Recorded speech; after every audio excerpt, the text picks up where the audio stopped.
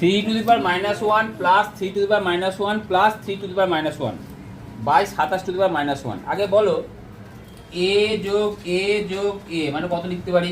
3a।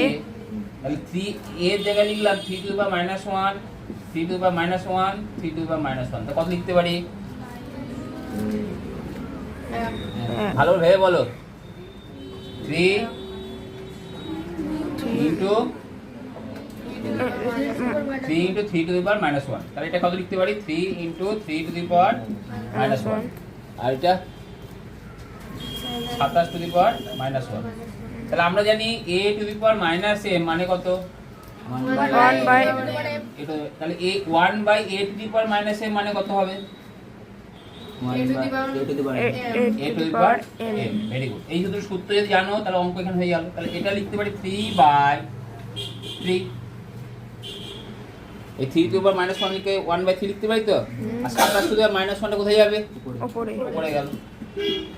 কেটে দিলাম। উত্তর কত হলো? 27।